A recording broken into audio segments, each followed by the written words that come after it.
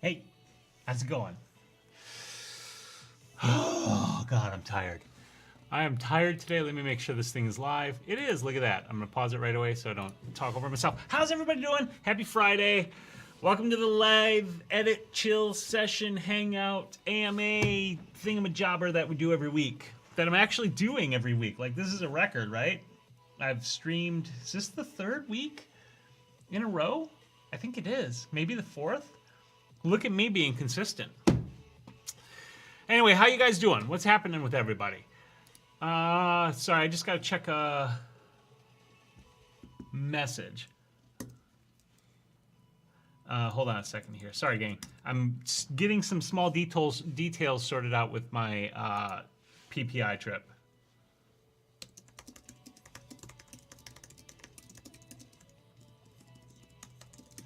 Plays to crash.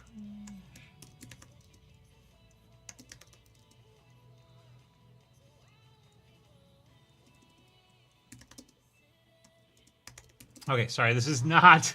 Sorry. This is not exciting stuff. I just got to detail this message. Bad timing. Anyway, what have you guys been up to? This is the edit that we're going to be working on. And I've got a question already, Tim. We got to answer this. Because WPPI is coming up. Without...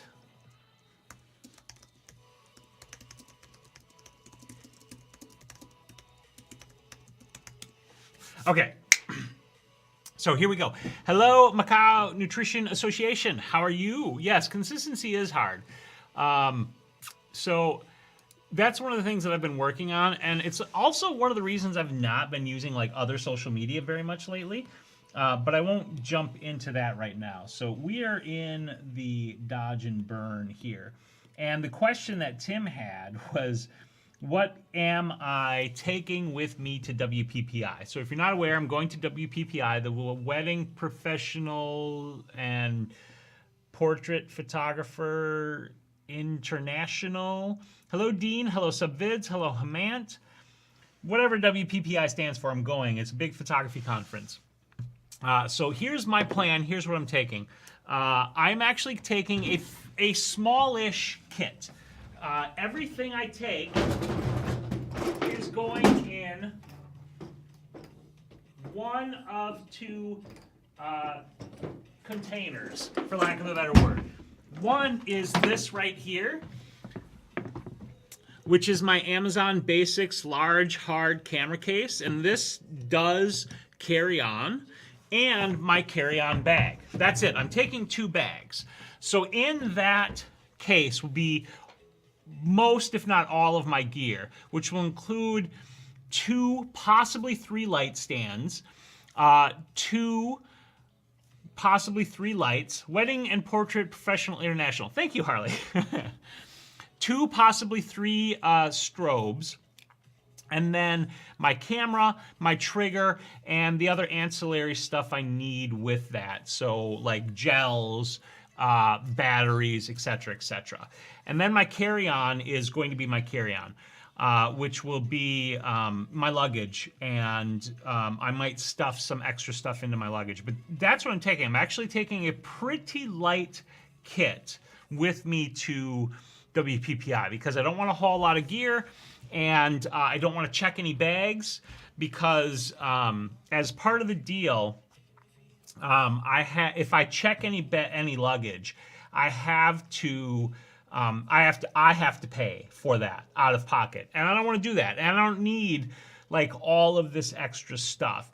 The one thing I might add is this camera right here that I'm actually using to stream, the Lumix G7, if I want to take any video of stuff, but I haven't decided if I'm going to shoot any video of anything or not, so that's a toss-up. And even if I don't take that, I can always record video on my iPhone. So it's not like I'll be without. Or even on my Olympus, my EM5 too. Hello, Dwayne. Hello, Shavi. Hello, Ridvan as well. How are you guys doing? It is a minimal kit. Dwayne says, the weather sucks in Iowa. Another storm is coming this weekend. Been waiting several days to ask you a question. Okay, so number 1, go ahead and ask the question. Pop that into the chat. Number 2, weather sucks here in Wisconsin as well. we are looking at getting 6 to 12 inches tomorrow. So I'm going to be shoveling again, and I'm going to try not to pull my muscle in my back again, because that would be bad. Let me, sorry, I got a message.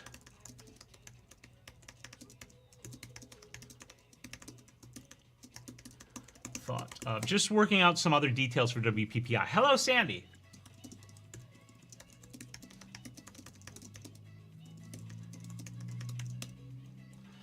Okay. For now, just started my edit stream. Sorry, I was just letting my friend know that I got to run for now. Okay, so anyway, what's your question, Dwayne? Go ahead and let me know. I'm trying to figure out where I left off with my dodge and burn. I'm excited for WPPI because I am teaching there.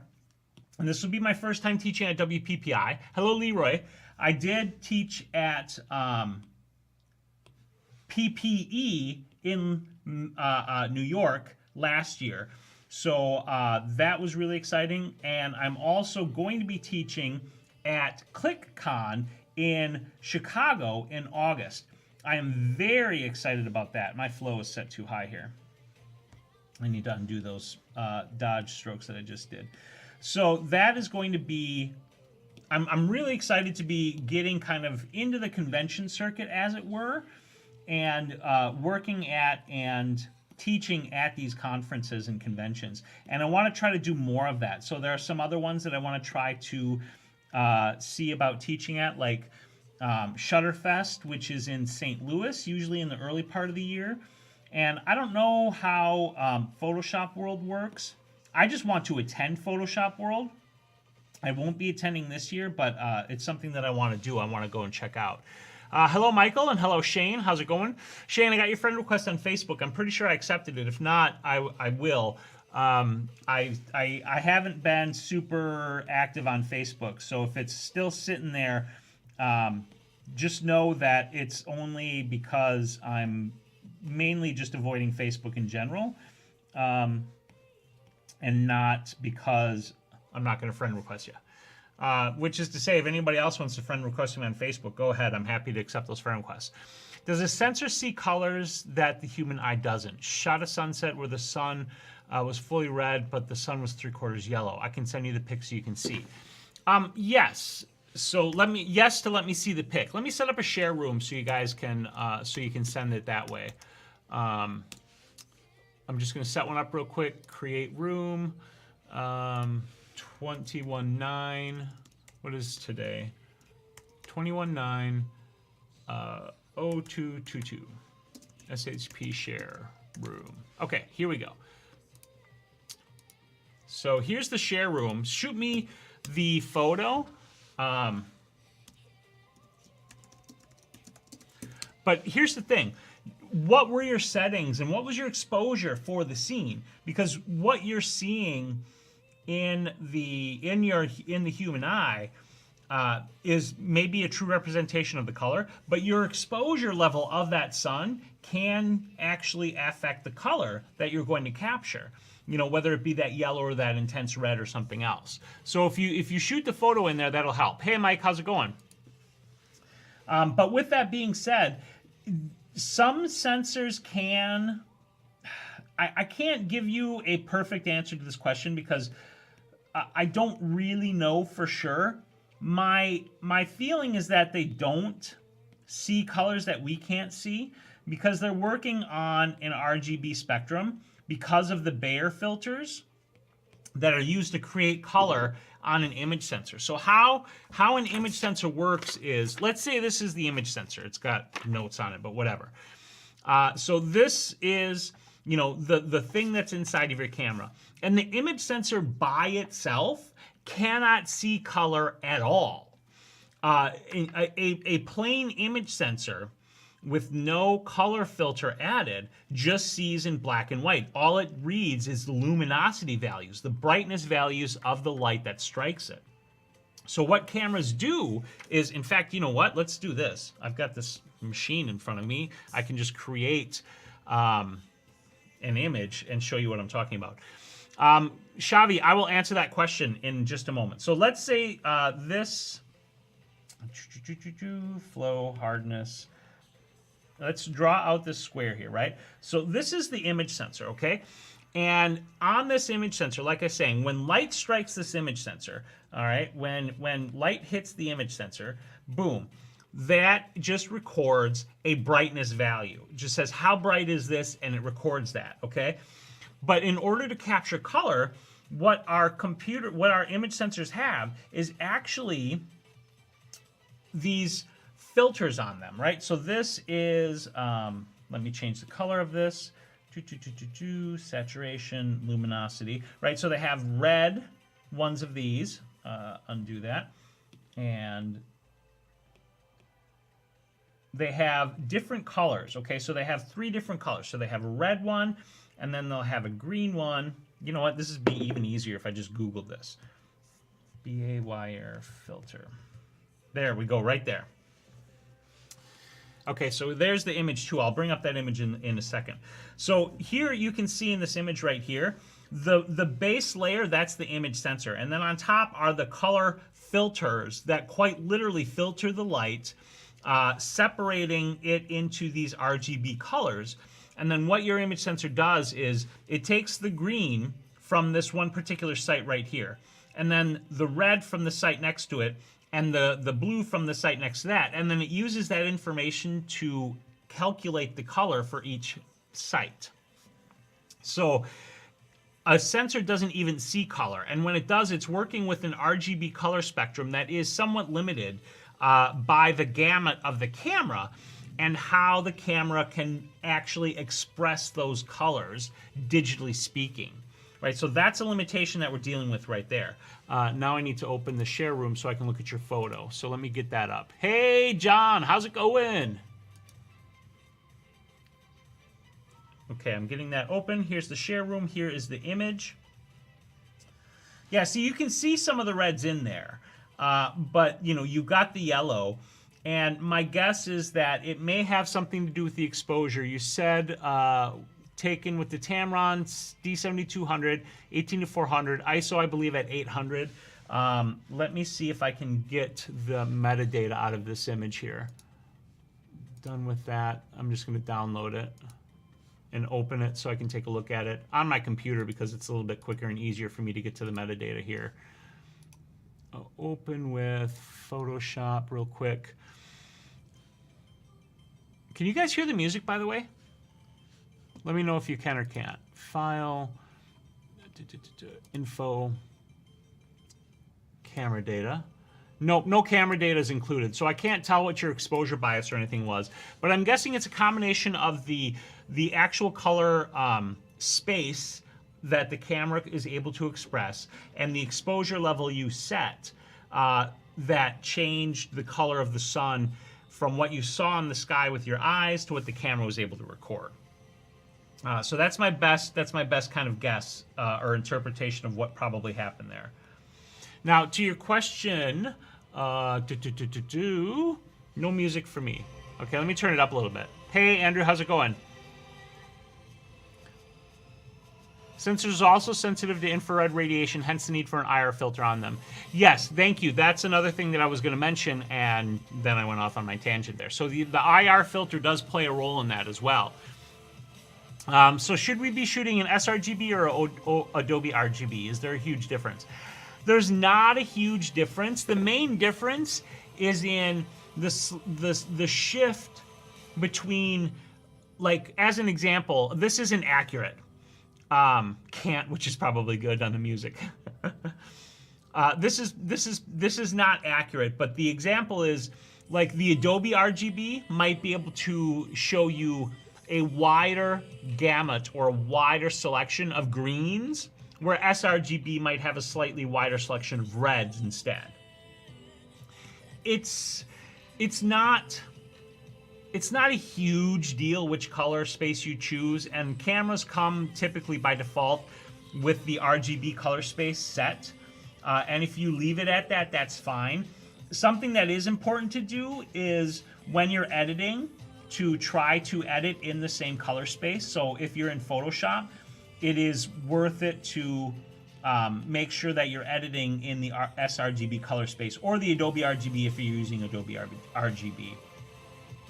Beyond that, I personally don't think it's really a big deal which color space you pick, and it's not worth fussing over. But I'm also a person who doesn't like overly obsess over the colors. I mean, I do obviously want my colors to look good. I'm not saying that I want my colors to look bad. What I mean is, I just found that like overly worrying about colors, in my opinion, is a little bit like pixel peeping, right? Like I can spend a lot of time and a lot of energy trying to make sure that my colors are perfect, right?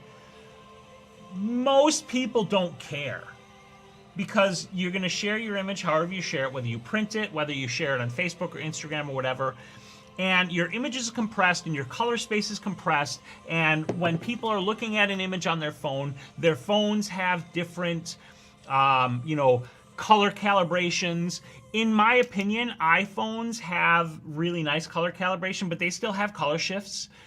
And then when you get into the world of Android, it gets even worse because, there's a bajillion different screens on a bajillion different devices. To me, it's just not worth the effort to overly stress about it. Like I have a baseline color grading that I will do, but beyond that, I won't. So John says, if you calibrate your monitor, it may be more accurate to sRGB or Adobe RGB. Would it make sense to choose the one that is the most accurate for your monitor? Yeah, probably. That would be a good idea because again, you want consistency within the color space that you're using. So if your monitor like supports Adobe RGB as an example, and that's the color space that you set for it, then yeah, it would make sense to capture in Adobe RGB, display it in Adobe RGB, and edit in Adobe RGB in Photoshop or whatever editing software that you use. So before I keep going on this, I want to answer your question, Xavi, about how I like editing on the iPad. I'm not going to beat this point to death because I have talked about it before, but I love it. I love editing on the iPad, so much so that I don't edit in Photoshop anymore. The only time I open Photoshop is if I'm at the computer and I just need to do something quickly. Otherwise, I do all of my editing on my iPad, and I am using Affinity Photo. I will be looking at Photoshop for iPad when it comes out, but I absolutely love it, and this is my new normal for editing, is editing like this. It's just, in my opinion, it's just better. Now, I know it's not better in every situation. As an example, Andrew, my friend here, is in the chat, and Andrew is a wedding photographer. And there are limitations because of Lightroom, the software, that make it difficult for him to be able to fully commit to editing on the iPad because of things that are missing, like batch editing and stuff like that. But for me, in my use case, I absolutely love it. Absolutely love it. John says, if you're shooting for Coca-Cola, you had better get their red correct. I 100% agree, and that is a very key and very important thing. Is like, I'm not shooting stuff where the color is like mission critical, right? If I was shooting for Coca-Cola as an example, I would 100% be on top of making sure that I'm doing everything right to make sure that the color and that red is represented correctly. But doing the kind of work that I do, I have the luxury of not having to worry about it so much. So yeah, Andrew, thank you for chiming in. Andrew says, iPad is amazing for editing individual photos, but if you need a batch edit, it can be a bit tedious. Xavi, no problem. I honestly think, I've said this before, and I'm just going to say it again, I do believe that editing on some kind of a tablet form factor with a touch interface, whether it's an iPad or a Surface or an Android thing or something else, I believe this is the future of photo editing. I believe it's only a matter of time. And so I kind of feel like I'm out a little bit on the leading edge of this thing. Not that I'm some, expert or something like that. I'm not trying to pretend that. But just, I've fully adopted it. Like, I have fully adopted it. Mark says hello, and hello to you, Mark. Gary, so what do you think is missing for using Affinity Photo on the iPad for all pro work? Okay, I shoot for a music magazine. Not much. I mean, I haven't found anything. So here's let me back this up, Gary. It does depend a little bit on your editing needs. So for what I think is missing in Affinity Photo, there's a couple of things. Like as an example, this is a small thing, but when you go into curves, right, and you bring up the curve tool, all you get is the curve tool. And yes, I can change the color space that I'm working in, CMYK Lab, whatever, right? Go back to RGB. And I can change the channel that I'm working on.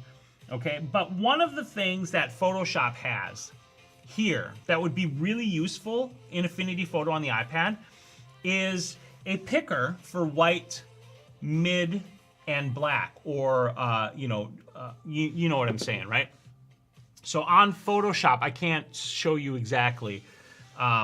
When you open up the curves tool or the levels tool or some other tools, you have these 3 eyedroppers, one colored black, one colored gray, and one colored white. And those allow you to quickly and easily make point selections for those tonalities and make changes. So like this is something, luminosity masks, there's another one right there. That's a good point, Andrew. And yes, I would like to see the ability to create macros on the iPad. Macros are the equivalent of Photoshop's actions.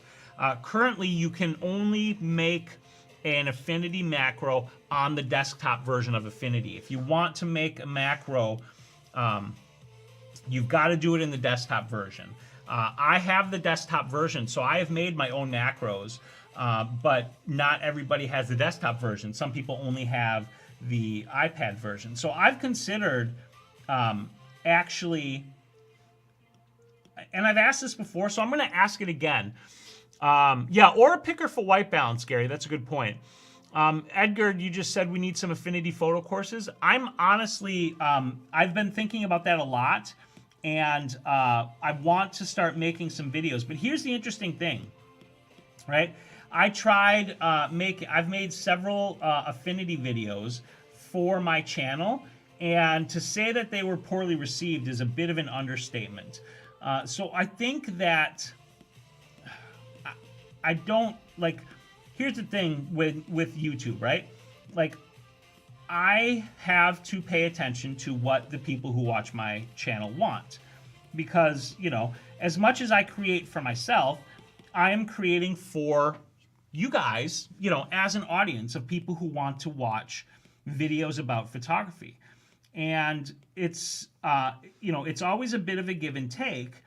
And one of the things that I tested was doing some Affinity tutorials, and they just didn't go over very well. People didn't seem interested in watching them. And I think it's partly because not a lot of people are using Affinity yet.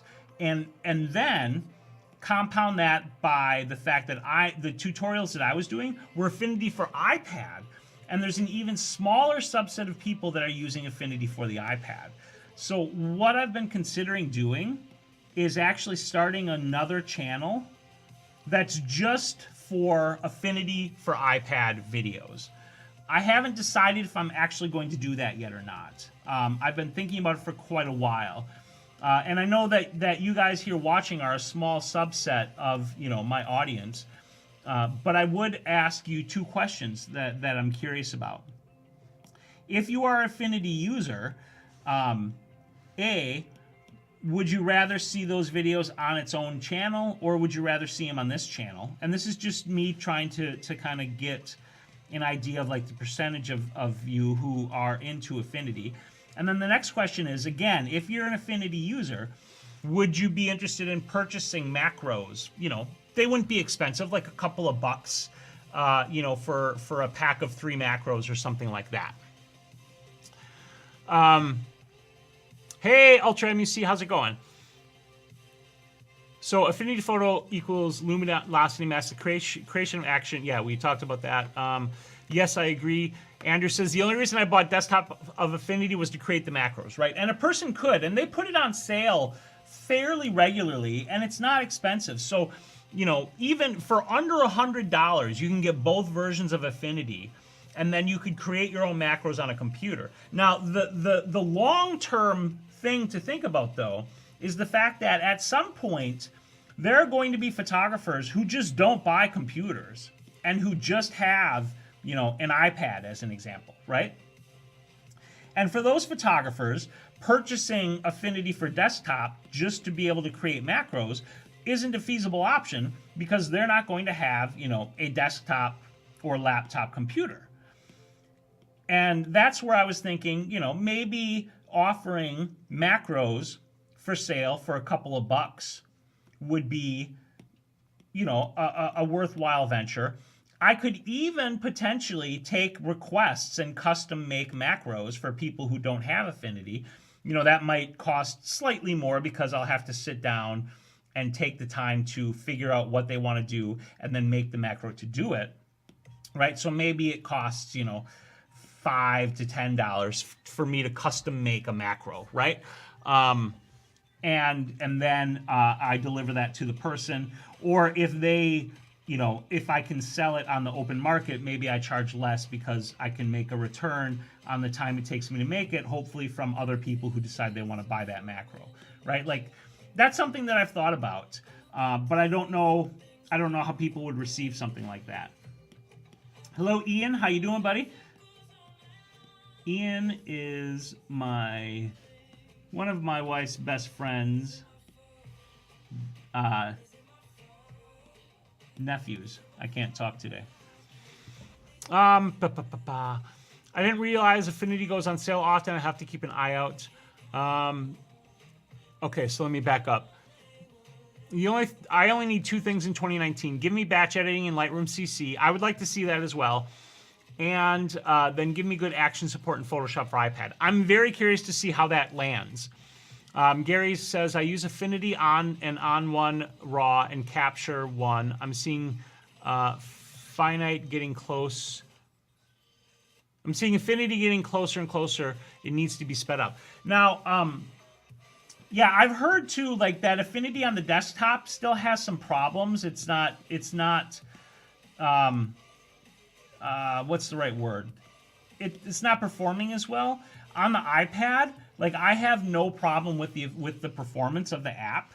So it's a little hard for me to say, like, what do I think it needs? And it might even have, like, I'm going to look at this real quick. On Affinity in the desktop and see. I use Affinity Designer way more than I use Affinity Photo on the desktop. Although I'm actually deliberately trying to use Designer more on my iPad as well, just to get more familiar with it. But I think, like, I want to just bring up the levels tool as an example. Adjustments, or I mean the curves. Here we go, curves. Picker. Master, red, green, blue, alpha.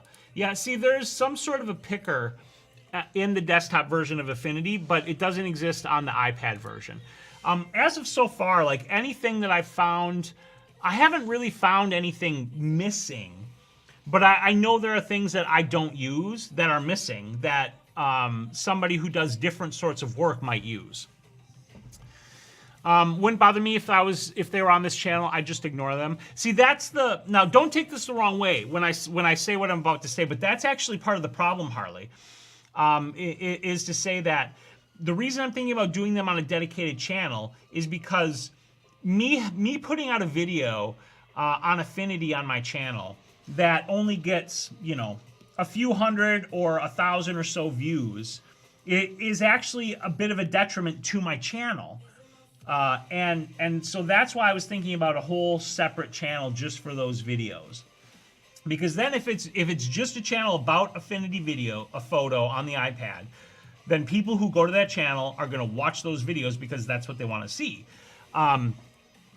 And then I can just keep making videos on my, you know, main channel here that do what I need to do and you know, share the stuff that I need to share and hopefully get a better response. Okay, that looks pretty good for the dodge and burn. I do want to do a little bit of dodging and burning in this. Maybe not. It already looks pretty good as it is. That looks pretty good. All right, so I got the hair dodge and burn.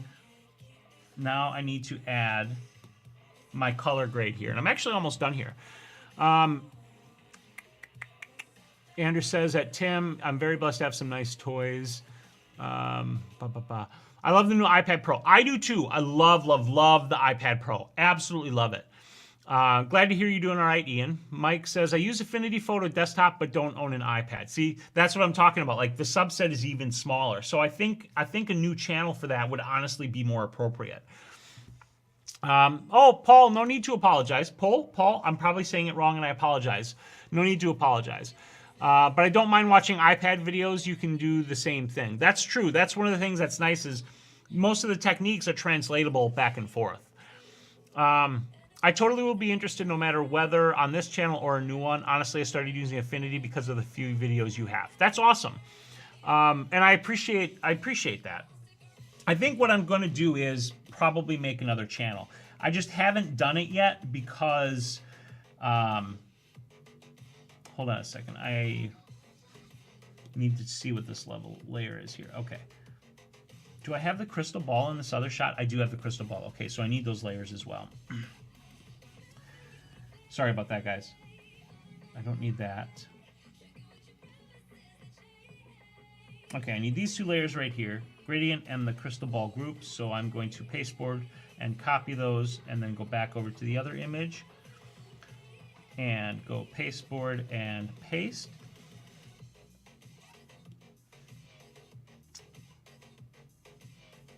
Oops, I took a mask with me. I don't need that. There we go. Now, I obviously need to move the globe. And I also need to see where the heck that... Oh, I see what I did there. Okay. It's exhausting managing many channels. That's true, Kim. That's very true. That's one of the reasons I haven't done it yet. Because I'm still trying to manage one channel. Hello, Mr. Noodle. Okay, so let me get back to these questions. Leroy says, looking to buy a new light meter, wanting to know if you have any suggestions. Yes, I do have a suggestion. And I also want to answer the question, what do I think about On One? I think two of you asked that. I have tested On One a couple of times. I think it's a really good, really solid Lightroom alternative. I think Skylum also makes a pretty solid Lightroom alternative. So those are choices that you can look at if you want to move away from Lightroom. One of the main reasons I'm still staying with Lightroom is because right now Lightroom is the only raw editor and asset manager that offers a comprehensive sync solution and has a good app for working on iPads. So I'm sticking with Lightroom for now. Hey, Mark, how you doing, man? Glad you could join us. Okay, what else we got here? Do you ever get invited to any product releases from the new camera manufacturers? I do not. I wish I did. It would be super fun to go. But in the world of people who YouTube about photography and camera gear, even more in particular, I'm a small fish in a big pond with a lot of other big fish. And for that reason, I don't get asked to that kind of stuff. So I need to, I'm on the right color here. I need to fix up this mask here. So I'm just going to take this hardness down, take this flow down, 40 or 50%. And first we're going to take away all of what I had already done on the other mask. And then I'm just going to mask around her fingers a little bit because it is realistic that her fingers would be blocking some of that light. So,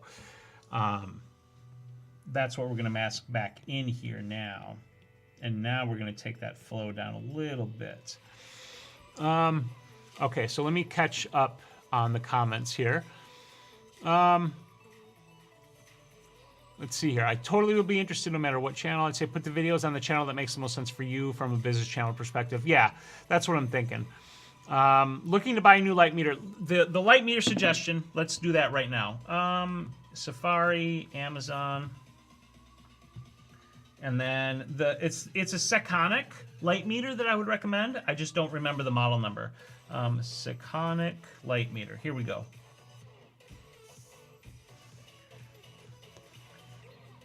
Looks like the 308X is the new version. The 308S is the prior version. So the one that I would recommend is this one right here. If you want to get a light meter, these Sekonics right here are really great. They're solid, they're easy to use, they're not inexpensive, but they're not like stupid expensive either. This is what I would recommend. In fact, let me just grab that link for you, and I'll drop that into the chat. I just got to do it here on the computer because it's not super easy to grab the link and get to the chat on my iPad. Okay, who's asking for Leroy? Leroy, this is the light meter. Okay, there we go. So that's the light meter that I would recommend. All expense paid. Yeah, just different philosophies and different content on one channel versus separating them. Exactly. Even Carmichael and Roberto Blake are familiar counterexamples. Right. Having different content on the same channel. Yeah, that's very true. Okay, so it's time management for me getting multiple photos to WordPress, then to Google Drive before a deadline. So some automation could help with that. Depending upon like how you manage your photos. So like when you're editing the photos on your iPad, Gary, how much of the work are you doing in a raw editor like Lightroom or Affinity's raw raw module, and how much of the work are you doing like in Affinity like this, where you're actually editing the photo, so to speak? Because what I'm thinking is some of what you're trying to do could be automated using like Siri shortcuts on the iPad, or if you are working more on a PC or Mac or whatever device, then using other automation tools that are available on those platforms. Because as an example, right, when I'm done editing a photo, I don't know if you guys watch, if Gary, if you watch this video, but I have this video on my channel. Let me bring that up here. Let me find it. I gotta go to my channel.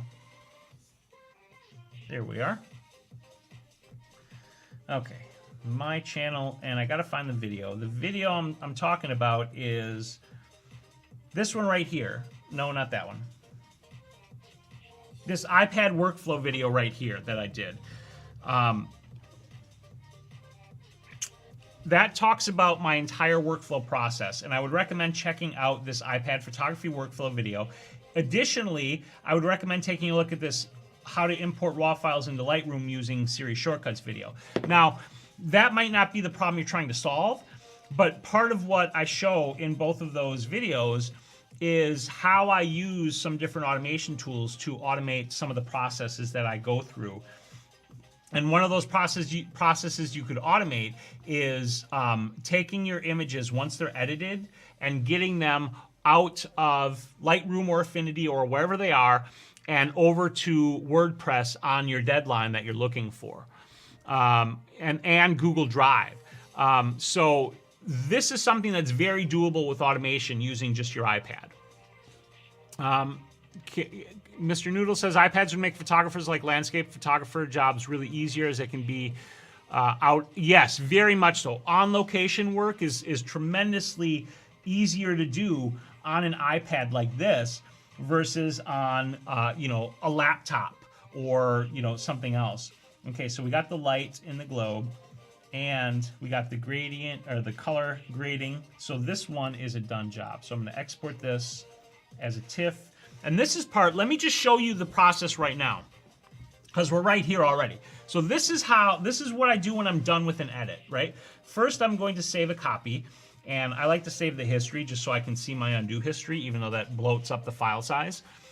And I save that, as a AF photo. This is an original Affinity photo file format in my Affinity Originals folder. That's just like saving your Photoshop file, right? But then I do this export here. And I export this as a TIFF file, and I save this into a holding folder in my shortcuts folder called exports. Okay? So that being done, let me just show you that folder has this image in it right here, this TIFF file.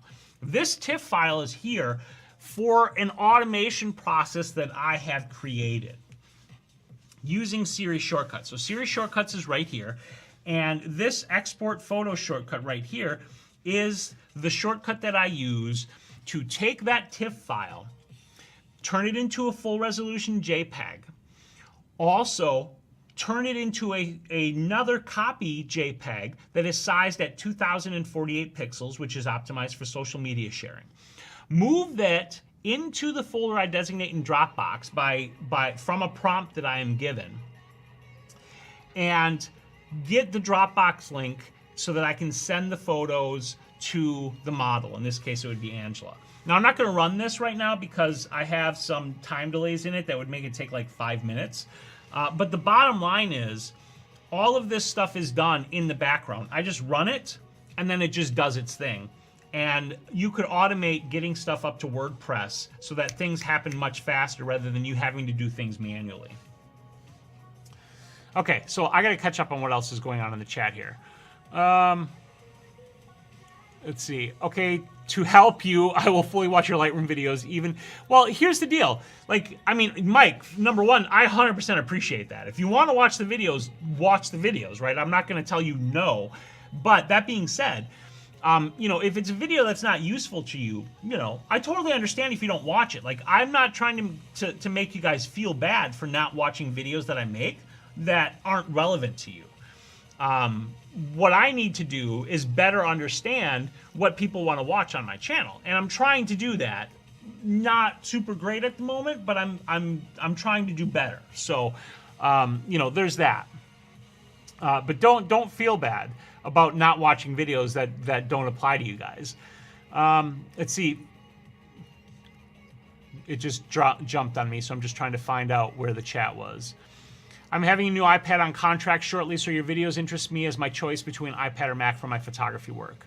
I would highly recommend giving Affinity on the iPad a try. And again, it depends upon the kind of work that you do. Like, I don't know how much I don't know how much of your work is raw editing, like a Lightroom sort of thing, versus Photoshop editing like I'm doing here. But definitely give the iPad a good run, because I do believe that you can do it almost everything, if not everything, on an iPad, depending upon your needs. Andrew says, I wish Apple would have stayed competitive with Lightroom with their Aperture software. I would love to see what they could have done. Most of the features Lightroom had were due to the competition from Aperture. Yeah, I wish so too, but clearly they decided that market was not worth pursuing, and, you know, we're left with what we have.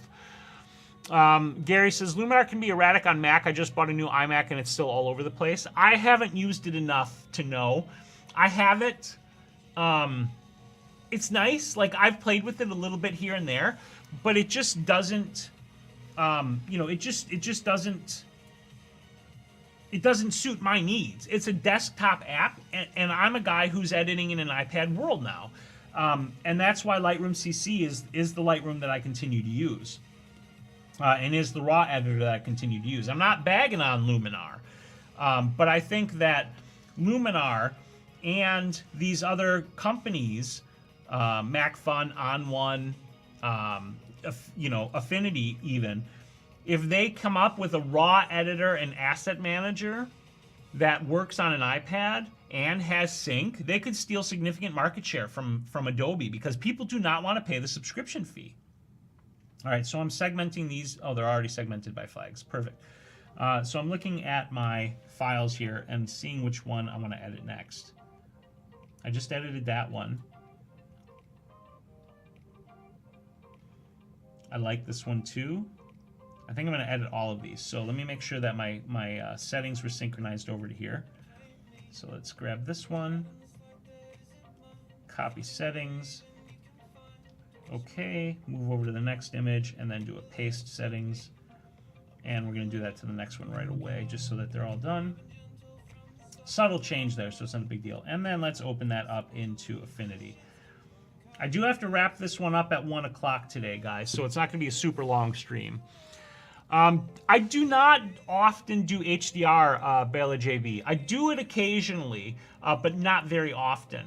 I don't shoot a lot of stuff that calls for HDR because a lot of the work that I do is in the studio. And so for that reason, it's not something that I tend to do very much. But it's something that I've done before, and I'm sure I will do again in the future. Andrew says, I've had an app on my iPhone called Pocket Light Meter. Had it for over a year, but I keep forgetting to test it out. I have a Sekonic from the 40s that still works fine. That's awesome. Oh, yeah, Mark, thank you for sharing that. All in RAW. So if it's all in RAW, Gary, then I don't think that Affinity would be a good solution, because one of the things you can't do right now is like batch edit RAW files in Affinity. Now, you can't batch edit RAW files in Lightroom either, but it's still going to be more efficient to edit RAW files on the iPad in Lightroom than it's going to be in Affinity. However, if in your situation you're looking to be able to say, take one photo and then apply the edit to a bunch of different photos, you're in the same situation, unfortunately, that Andrew is in, and you're limited right now by the software availability. I just thought of something that I want to look up, though. There's an app called Raw Power. And Andrew, you might be interested in this app, actually, because Raw Power, I believe it's Raw Power. Raw Power, that was a bad search. Raw Power photography app, photo app. There we go. Pretty sure it's Raw Power.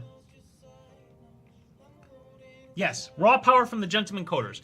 These are the guys, Andrew, and anybody else who might be interested, who used to develop Aperture for Apple. And then Apple didn't develop Aperture anymore, and they went off and they started building their own app called Raw Power. So they released version 2.0 recently.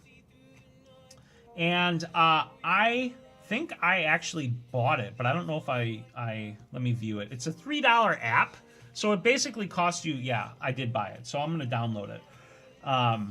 This may have the album view and see your in iCloud. Okay, so this takes a different approach from Lightroom. This is like a front-end interface for your photos library.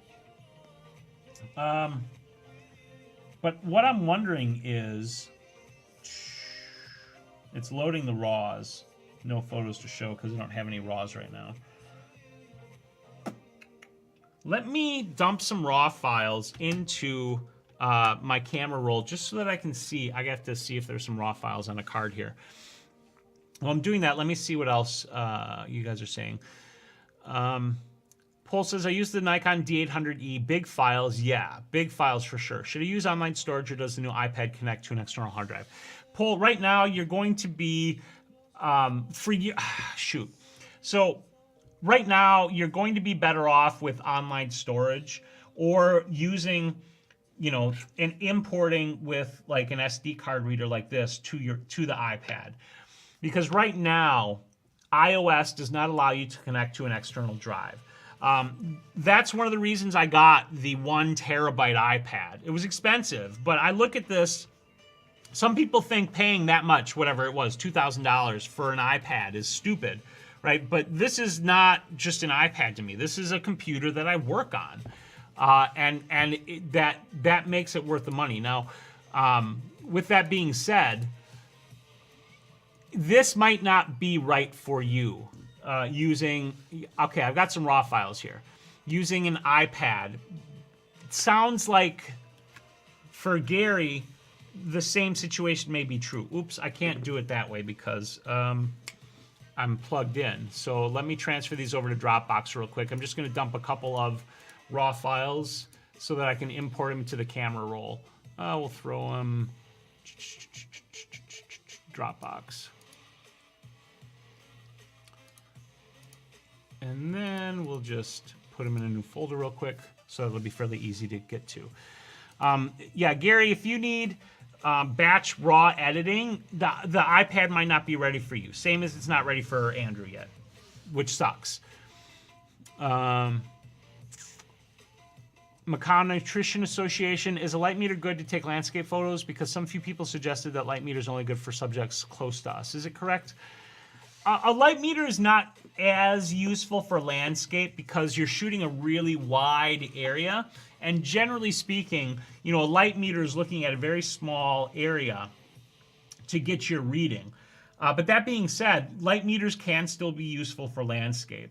If you don't have a light meter and you're already shooting landscape, unless you're like really unhappy with your exposures for some reason, I would say you don't need a light meter. And even if you're really unhappy with your exposures, I would say you're better off first trying to understand why you're unhappy with your exposures and what the problem is, rather than trying to fix it with a light meter. Because if you're shooting landscapes and you're not happy with your exposures, one of the problems could be, as an example, the dynamic range of the images you're photographing.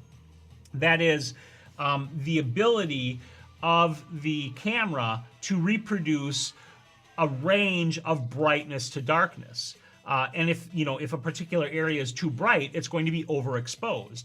And a light meter isn't going to help increase the dynamic range of your camera. So like that's just an example. But light meters can be helpful. Hey, Richard. God, I have such a hard time because I see RJ all the time. And then my brain just like goes and forgets your name. Mark says, I only use the light meter when I'm using flash. Light meter is very useful when working with different lights and setting their levels. Meter built in the camera is typically sufficient for landscape. Yeah, and that's generally what I would agree with that as well.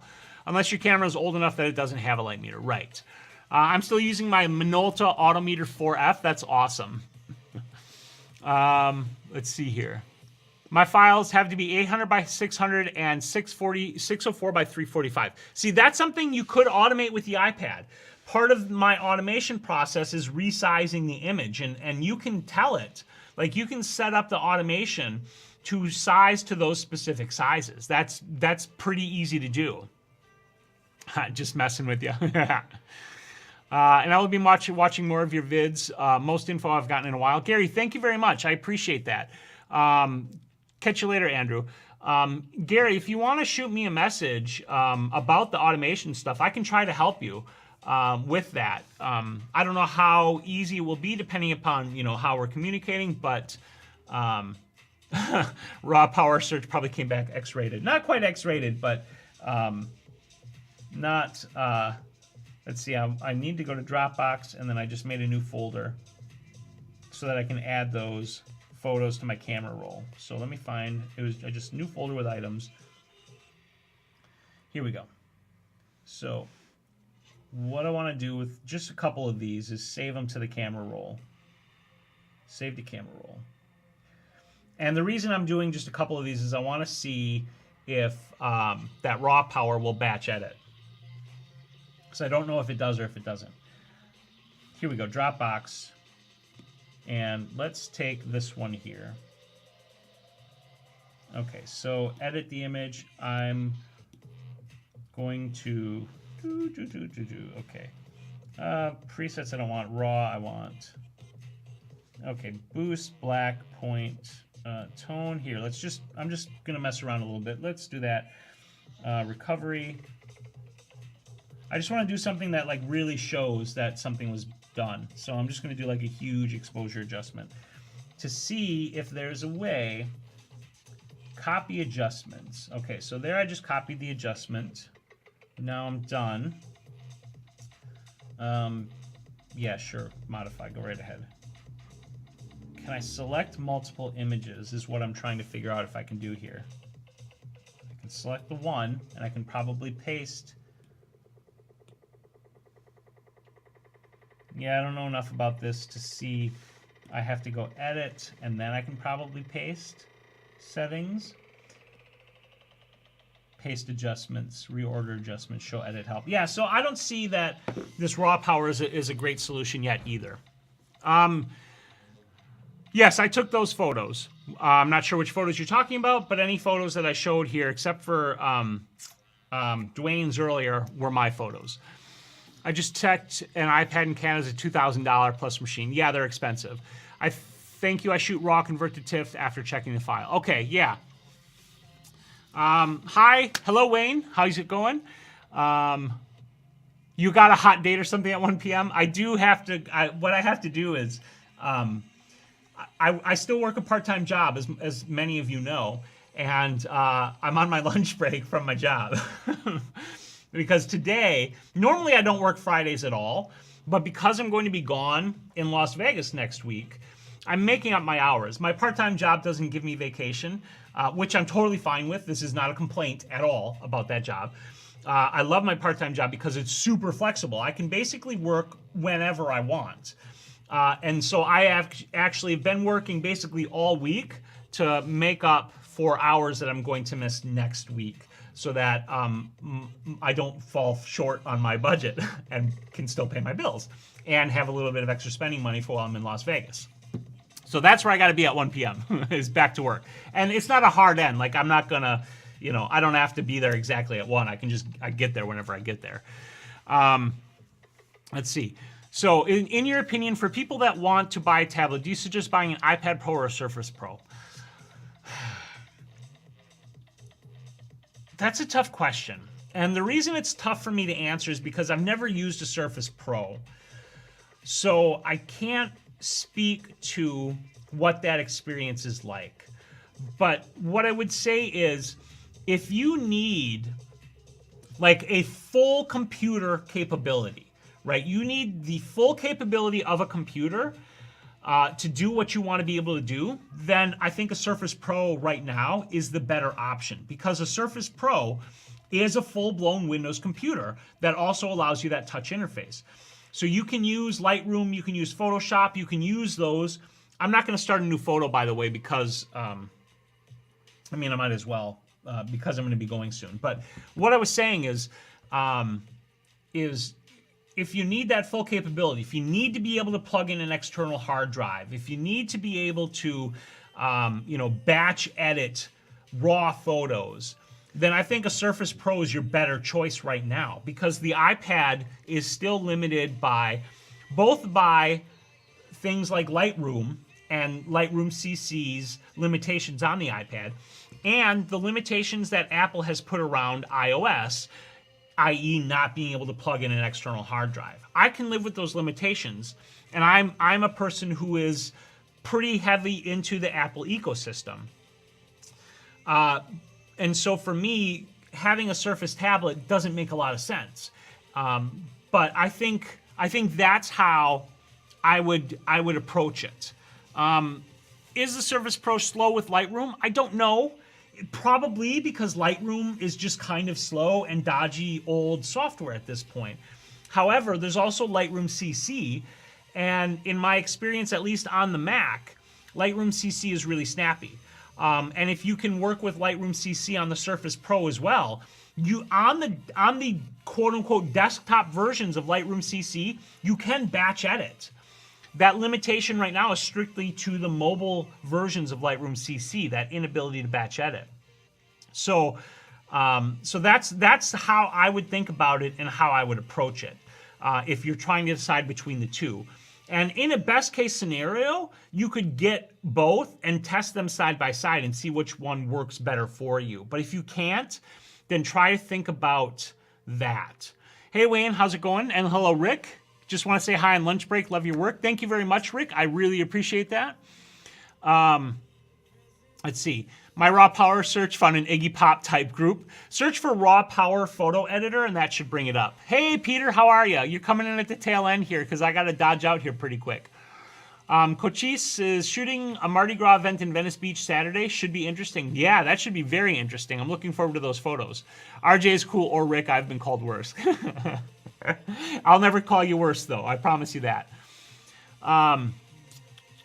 Ridvan says, does the AA filter in Canon cameras affect RAW files? Can I get the sharpness as Nikon if I shoot in RAW with the Canon T7i? And RJ said, the AA filter reduces moire at the slight expense of sharpness. I would expect smaller files from a camera with an AA versus a non-AA. Yeah, like the sharpness difference, Ridvan, between a camera with an AA filter and without is pretty negligible, but it is there. If you want the absolute sharpest possible photos you can get, then get a camera that doesn't have an AA filter. But those things are definitely going the way of the dodo bird, so to speak. AA filters are... It used to be a given that every camera had an AA filter in it, but that's not the case anymore. I better not see you behind the desk at McDonald's. No, I work part-time at a museum, actually. It's a really fun job. I really enjoy it. Rick says, eagerly awaiting next photo show from Lowe. Oh, yeah, guys, I wanted to ask about that. How are you guys doing? I'm going to be shooting my low-angle photo in Las Vegas, so I'm really excited about that. Sharpness is not just about the camera. Lens technique, f-stop, and post-work play a bit as well. Absolutely, absolutely. RJ is absolutely right about that. Dodge out and burn rubber. I will contact you about setting up auto for photo size. Excellent. Gary, the best way to do that is going to be to email me. I'm just going to pop my email. Email me at Spyros at self-help. I should put a shortcut for this. Gary, be aware that I'm behind on email and stuff, so please do email me, but please be aware that I'm going to probably be a little bit slow to respond. So that's just a heads up. Wanted to drop in and say hi. Awesome. I'm glad to see you, Peter. Just don't call me late for supper. Metadata on the Yellow Sun. D7100. Okay. What were the ISO, aperture, and shutter speeds on that? RJ says, personally, I would buy the 5DS with the AA filter. Yeah. Yeah. Okay. All right. I'm going to wrap it up. No problem, Ridvan. Very happy to help everybody. Thank you guys all for coming and hanging out. I appreciate the heck out of that as well. I think it's awesome that you guys like to hang out with me. It's pretty cool. You guys have a wonderful weekend. I will be going to... Yeah, I try to type without looking at the keyboard, but I'm not always perfect on that. I'm going to go back to work. Also, I'm actually going to eat lunch because I didn't eat lunch since I was hanging out with you guys. I'll be in Vegas next week, so if any of you are going to be in Vegas at WPPI, make sure you let me know so we can get together and hang out. Otherwise, if you guys want to support the show, make sure you like my videos, subscribe to my channel if you're not already. And if you wanted to get yourself a t-shirt or hoodie, one of these jobs that says get out there and take some damn photos, you can do that at shp.photo/merch. I appreciate that, all of the support you guys give me. Thank you, thank you, thank you very much. I'm going to bring up my stop button before I start waving like a crazy fool person. Everybody have a wonderful, wonderful day. Great weekend. Make sure you get out there and take some damn photos. Bye.